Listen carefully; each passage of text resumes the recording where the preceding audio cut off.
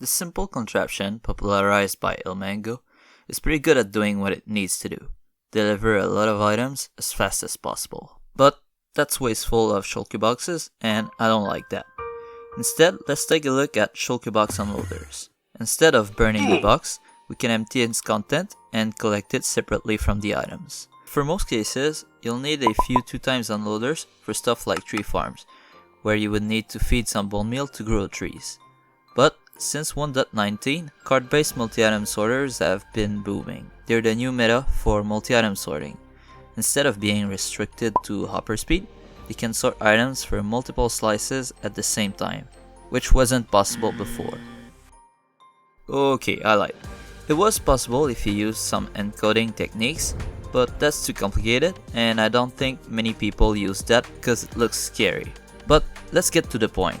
Now that card-based multi-item sorters are all over the place, we need to send items faster than we ever could before, because cards can pick up a stack of items every second and a half, or every few seconds, depends on the design. So if we take a 2x hopper speed box unloader, we can unload one item every 4 game tick. So a regular box unloader can only unload 8 items in the fastest clock cycle of my multi-item sorter.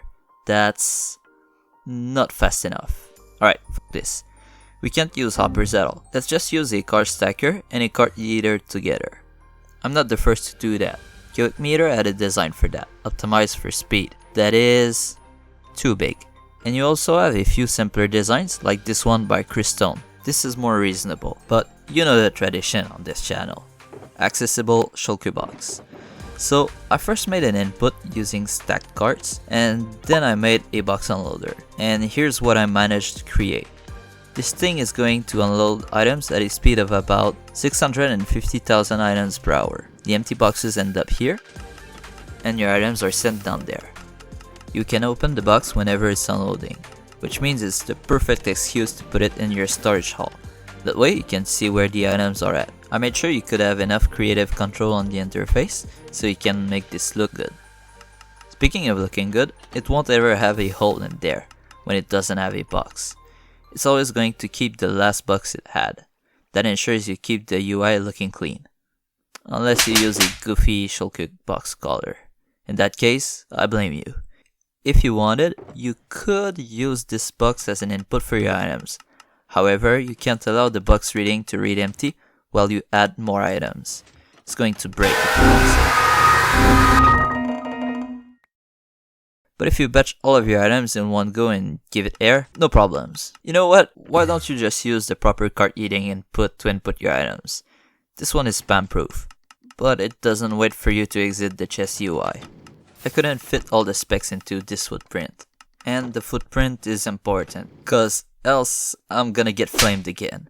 But it's also pretty fun to be challenged with footprint restrictions, and that's basically a resume of that. But let me go over how it actually works, step by step. First of all, we have the dispenser reading that allows for the formation of the clock. That will trigger the dispensing of cards for a short moment only. That part is important. It's needed for empty boxes handling. It just starts the clock that says the box is unloading. If the comparator reading of the box says there are no items, the clock will turn off and eject the box early. If there are items, the box will be emptied before it's ejected.